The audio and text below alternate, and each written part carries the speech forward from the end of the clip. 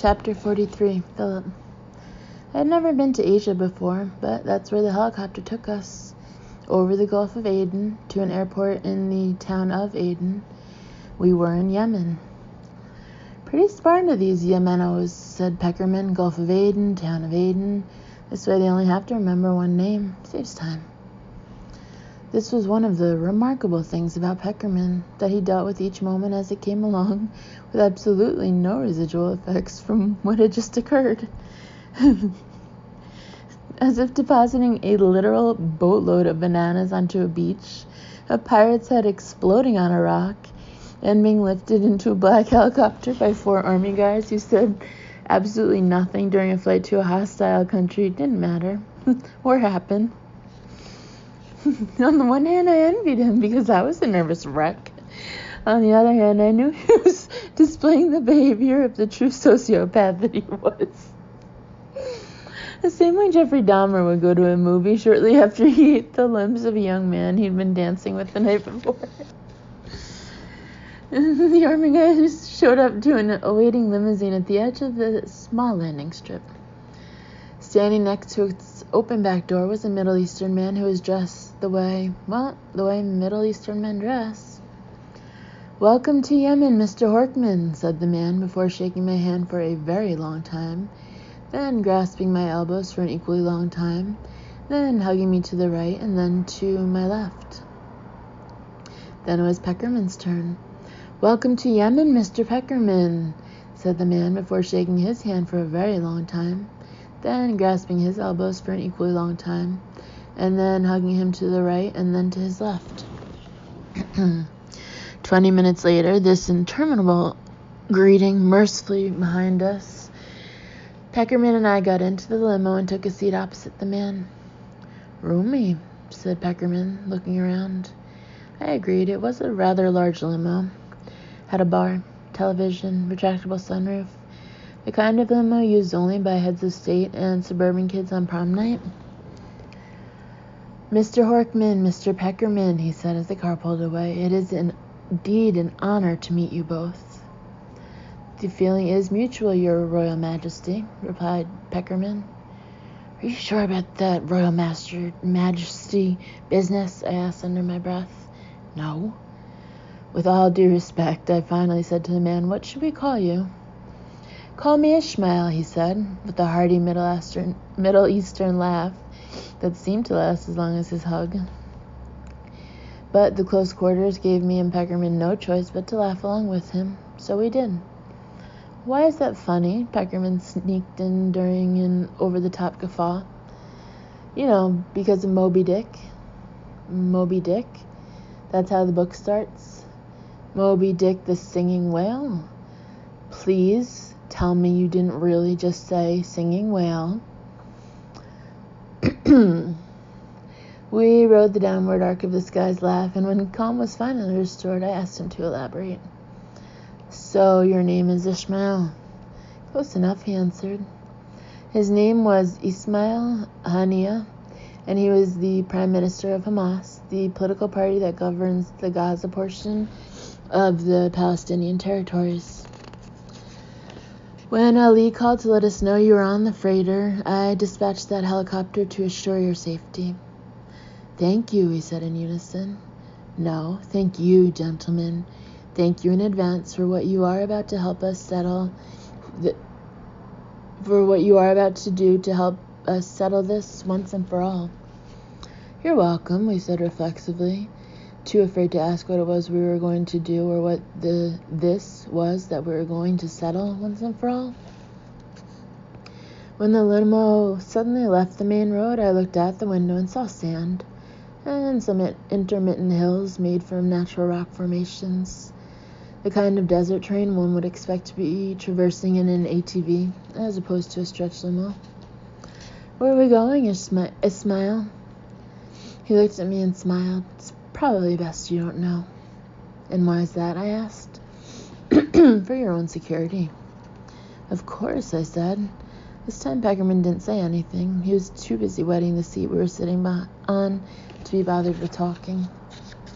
It didn't really matter, though. Ismail did all the talking, telling us, or should I say confiding in us, the frustrations that the Arab governments were having within their own borders, where it was becoming increasingly difficult to maintain tight grips on populations who saw the downfall of rulers like Mubarak and Gaddafi and wanted to seize control of their destinies as well,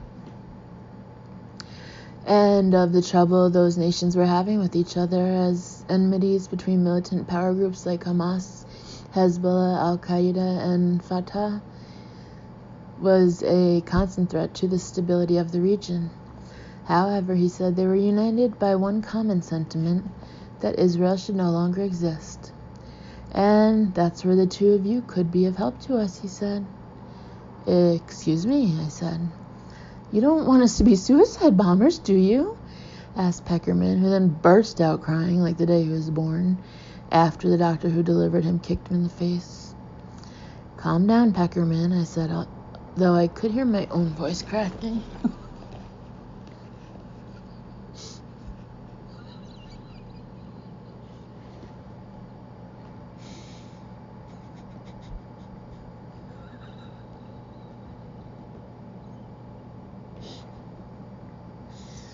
Ismail looked at the two of us. A curious stare.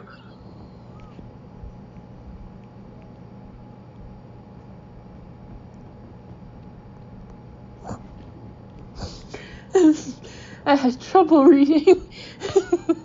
It scared me even more than I already was, until he burst out laughing again. Ali told me how funny you two are, he said, and that's exactly how we would like to use you. I'm afraid I don't understand, I told him. Again, I glanced out the window and saw the same nothingness as before. I remember wondering how the driver knew where we were, given there were no signs or landmarks or anything, for that matter, to differentiate 1 mile from the next.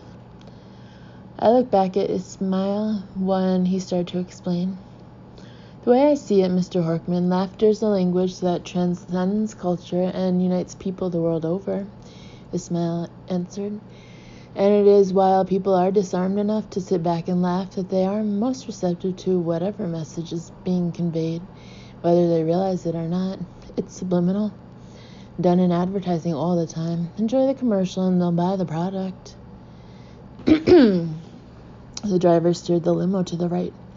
Same thing with propaganda, he continued. Keep their attention long enough and you'll change their minds. The limo was slowing down.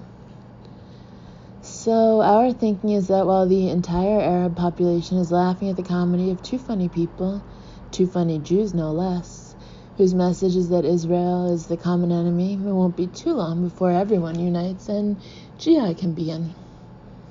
Jihad? I whispered to Peckerman. What the fuck? He whispered a little too loudly. Is everything okay, Mr. Peckerman? Asked the Prime Minister of Hamas. Absolutely, he responded a little too loudly. We love jihads, he added with a raised clenched fist, which I made a mental note to shove up his butt if the opportunity ever arose.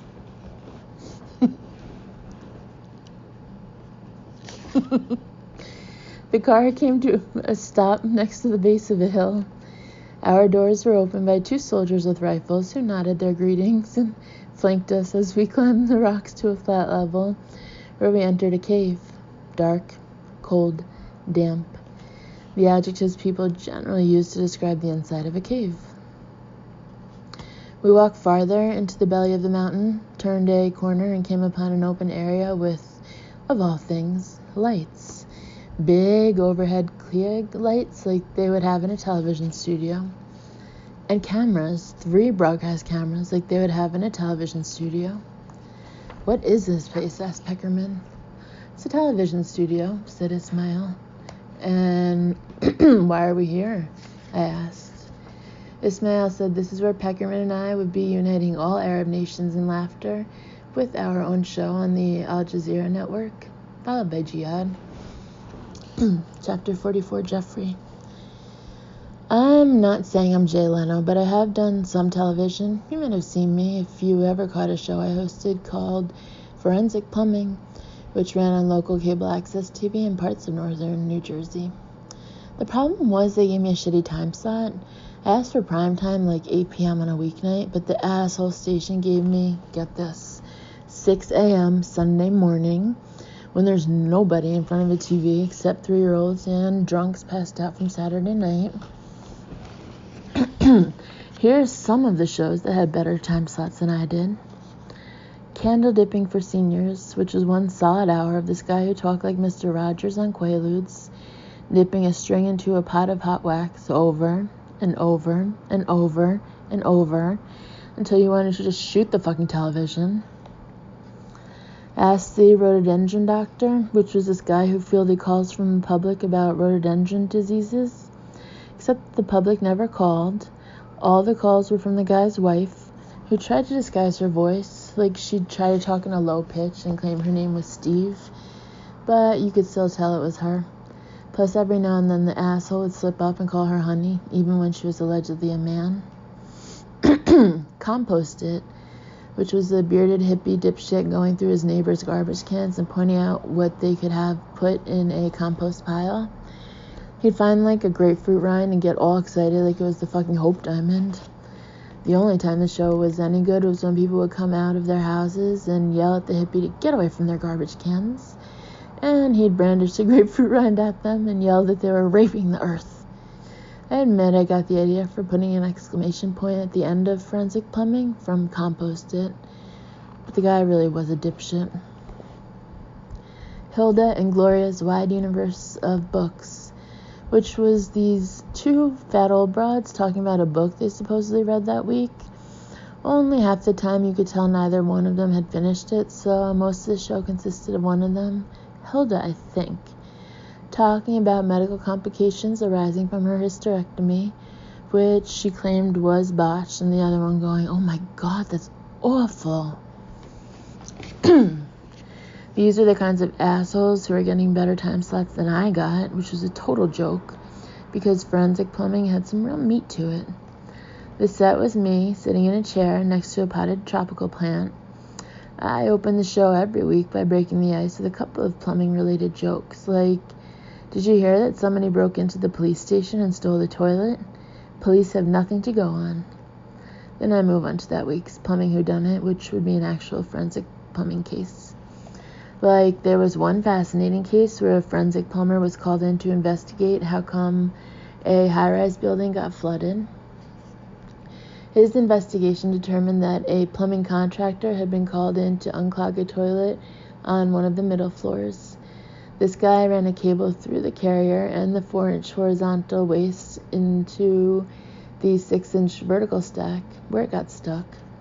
So the plumber, assuming the cable went down the stack, went looking for it on a lower floor, where he tried to cut into the riser with a bandsaw, but his blade got jammed.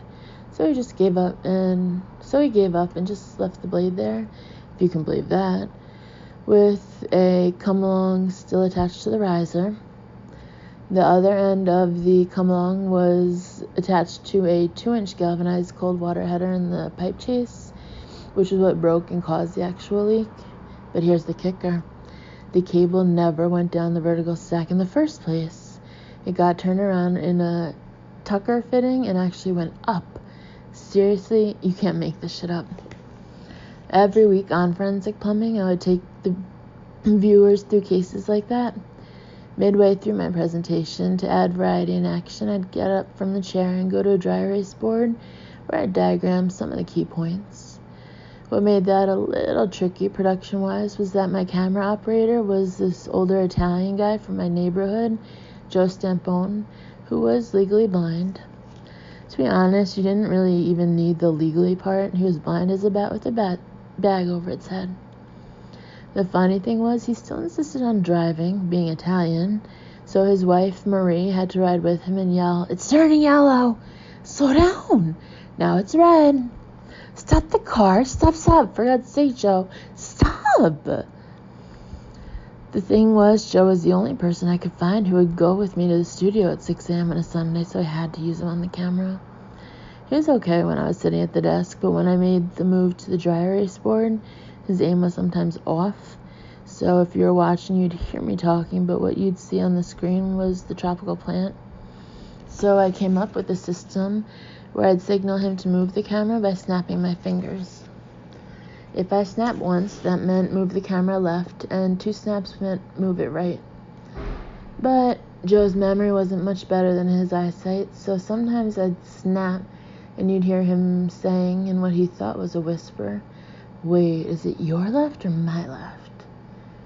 But the point is, I had some experience in front of the camera, so when the Hamas guy, Ismail, told us we'd be doing a live international broadcast on Al Jazeera, which is a major network I have heard of, I right away had some ideas. My thought was a talk show format with me as the host, maybe opening with a monologue and interviewing guests. I saw Horkman in more of the Ed McMahon role. His job would be to laugh at the monologue, then shut the fuck up, move down the sofa, maybe get off camera altogether. I explained my concept for the show to Horkman while Ismail was talking with the TV people in the cave. I expected Horkman to argue for more airtime, but instead he told me that he didn't want to do the show at all. He didn't want me to either. "Don't you see," he said, "they're just using us for propaganda, like Tokyo Rose, because we're American Jews, and they want to..." Who the fuck is Toyota Rose? Tokyo, I said, Tokyo, you idiot. Okay, so what the fuck does Japan have to do with it? Horkman grabbed my shoulders and leaned in close. "Will you just listen to me?" he said. His breath smelled like bananas. "We cannot do this. They're going to use us to promote jihad." "So we promote a little jihad," I said. "What's the harm?" "A little jihad," Horkman said. "What's the harm?" He took a deep breath, looked at the roof of the cave, then back at me. "Listen," he said, "you have to get this into your tiny brain. We can't do this. We have to figure out a way to..." He shut up then, because Ismail was coming back. "All right, gentlemen," Ismail said. "If you'll come this way, we're ready for you on the set." He led us over in front of the cameras. It turned out the set was just an area on the cave floor, totally empty except for a dead scorpion. "You will stand here," said Ismail, "and speak into the camera." Wait, I said. "All due respect, this is not a good visual. It looks like we're in a fucking cave here." "We are in a cave," said Ismail. "Exactly," I said. "That's the problem. It's called production values. Are you familiar with an American TV show called Forensic Plumbing, by any chance?" "What kind of plumbing?" "Forensic. The show is Forensic Plumbing with an exclamation mark." "No." "Okay. Anyway, it's a show that's been on for a while, and I happen to be the producer, so I know a little something about the medium of television, okay? It's all about creating an image. Now, with this said here, the image you're creating is your cheap, half-ass operation that can't even afford a studio. That's not going to impress your viewers. They're going to tune in and see 2 guys standing in a shithole cave. They're going to think, this outfit can't even afford chairs. I don't want to buy whatever these losers are selling. They're going to change the channel. But if you just set up a little, get some curtains, some nice chairs, maybe a plant and a desk I could sit behind as host, then you have some credibility. The viewers will be like, this is obviously a first-class operation. Maybe I'll give this jihad thing a try." Horkman made a sound like a bullfrog trying to give a blowjob to a buffalo. Ismail shook his head. "We prefer the image of a cave." Not to stereotype, but this is exactly why these ragheads are still riding around on fucking camels. "So, gentlemen," said Ismail, "as I said, we want you to stand here." He pointed basically at the dead scorpion, "and speak to the camera."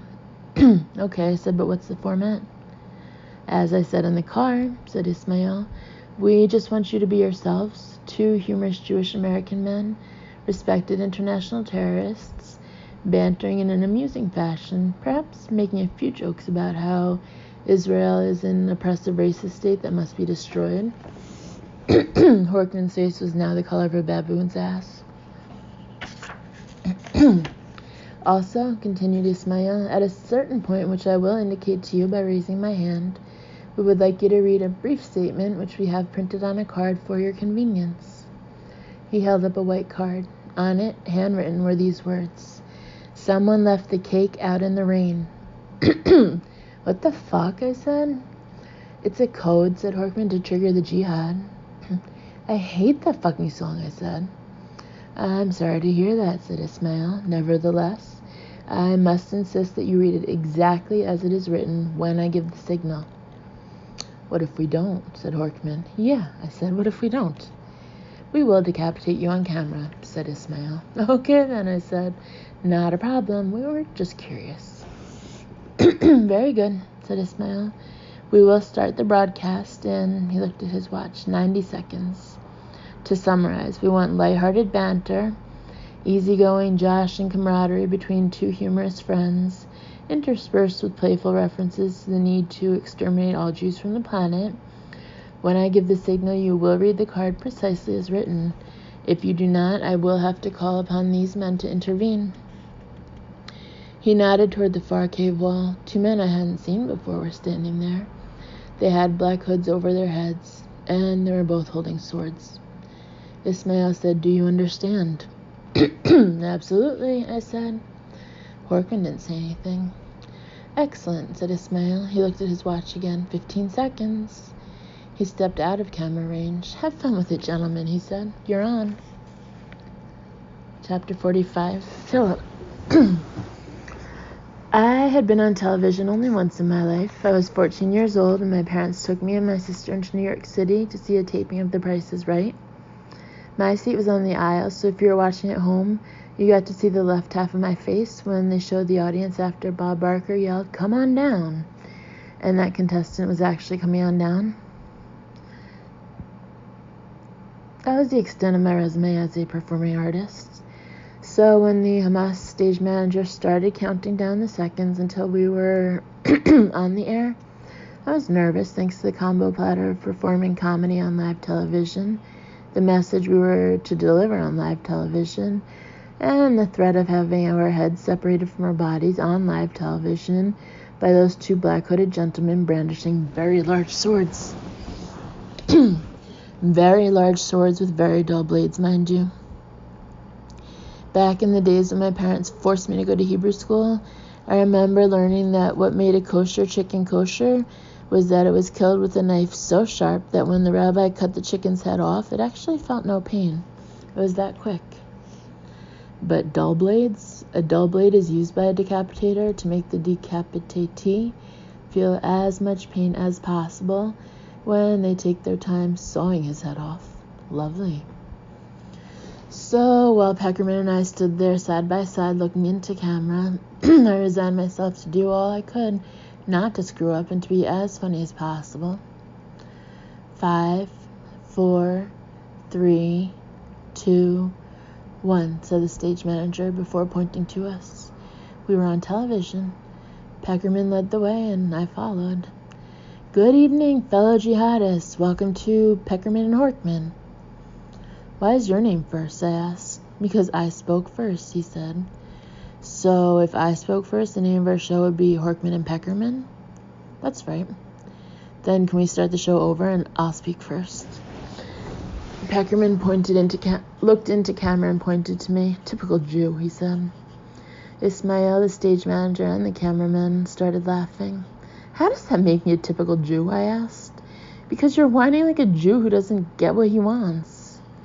"You mean like the Gaza Strip?" They laughed some more. "Yes," answered Peckerman. "And the left bank?" I asked. "You mean the West Bank, don't you? The left bank is in Paris." "I know, but Jews want that too." More laughter. "Really?" asked Peckerman. "Oh, yeah. We Jews want all the banks." Even more laughter from everyone, including, I assumed, the decapitators because their black hoods were now bobbing like turds in the ocean. Encouraged by the appreciative audience, Peckerman and I kept going. "So tell me, Horkman, did you hear the one about the old Jew who was walking down the street in Nazi Germany?" "No, I don't think that I have." "Well, this old Jew was walking down a street in Nazi Germany when a car pulls up and Hitler steps out. Hitler sees a pile of dog shit on the sidewalk, takes out his gun, and orders the old Jew to get down and eat it. So the old Jew bends down, eats some of it, looks up, grabs the gun away from Hitler, and orders him to get down and eat the dog shit. So Hitler gets down and eats some of it. Later, the old Jew went home and said to his wife, "You'll never guess who I had lunch with today." This brought the room to the brink of hysteria. Loud, sustained laughter, high fives, clapping as if they could already taste the victory that would assuredly ensue thanks to this barrage of anti-Semitic jokes. "If we're all laughing," Ismail said to one of the camera, "I can only imagine how jihadists everywhere are united in laughter as well." Thrilled that his instincts were correct in having me and Peckerman do this little dog and pony show, Ismail then reached down and picked up the card that had the inane lyric from that dreadful song written on it. But Peckerman and I pretended not to see it, knowing full well what the result would bring, so we stalled. "You know, Horkman, there must be literally thousands of Jewish jokes we can tell on our new show." "Thousands?" I said. "I bet there's tens of thousands." Ismail, giving us the benefit of the doubt that we hadn't seen the card, started waving it while clearing his throat to get our attention. "Tens of thousands," said Peckerman. "Okay, let's tell them all." "Sounds good to me." But after I said that and we both turned forward, Ismail knew it was impossible for us not to have seen the card and deduced that we were defying his orders. So he looked over at the two black-hooded gentlemen who instantly took a step toward us. "Let's start by making fun of Jewish women, shall we?" Exactly what we expected to happen by delaying the inevitable is anyone's guess. A miracle? One that would save both Israel and our necks as well? Probably. Yet it did cross my mind that any shot we had with the God of the chosen people intervening on our behalf was becoming less and less likely with the riddles we were now telling. "What's the difference between a Jewish woman and Jell-O?" Peckerman asked. "I give up," I answered. "Jell-O moves when you eat it." Aside from our own nervous giggles, there was no other laughter in that cave. Apparently the comedy portion of our show was over as Ismail glared at us, and the two decapitators in waiting took another step in our direction. "What should we do?" I asked under my breath. And when I heard the sound of my voice cracking, it scared me more than I already was. But that was nothing as compared to how scared I became about a second later, when a seething Ismail held the white card up for what I knew was going to be the last time, and Peckerman looked up and blurted, "Someone left the kike out in the rain." "Huh?" "Kill them!" yelled Ismail. Pandemonium broke out as the hooded guys raised their swords and rushed toward us. Having no desire to see just how far our heads would fly before hitting the ground, we knocked over two of the cameras that were between us and the black hooded guys and started running. Because the mouth of the cave was crowded with members of Hamas who we felt would be less than willing to aid in our escape, we went in the opposite direction, which took us deeper into the base of the mountain with the black hooded guys already bearing down on us. "Good going, Peckerman." "What's your problem now, Dick Stroker?" Ismail said to read exactly what was on that card. And that's exactly what I did. "Someone left the kike out in the rain." That's what it said. He showed us the card, Peckerman. It said cake. I'm telling you, someone must have changed it. "He's right, Horkman. We changed it," shouted one of the black-hooded guys. "You could both stop running now," shouted the other black-hooded guy. "Are you going to stop running?" I asked Peckerman while we were still running. "Not a chance in hell," he said while we were still running. "How about you?" "I may have to," I told him. "Why?" "Because one of them has his arm around my neck," I managed to eke out as I was being forced to the ground by a forearm larger than the house I grew up in. On second thought, "I may have to revise what I said about stopping," Peckerman said on his way down to the same ground. We were lying there for maybe a second before being yanked back up to our feet and pushed against the cave wall. "Are you going to stand still or not?" asked the black-hooded guy who had his hand around my throat.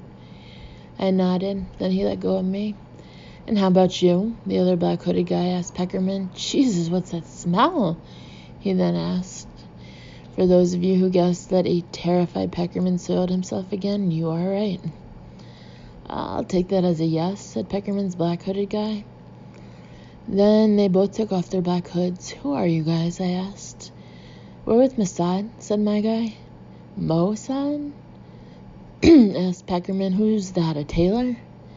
Mossad, you ignoramus. It's the Israeli intelligence agency, I told him. What's this all about? I then asked the commandos. We've been tracking you too, said my guy. And we did switch that card when Ismail and the others weren't looking, said the other one. Why? Because whenever a code isn't recited exactly as planned, if a single word is changed, it's a signal to the jihadists that the jihad has been aborted permanently, and they should lay down arms, my guy explained. Now we have to get you two out of here, said the other commando, before Hamas finds out that we didn't kill you.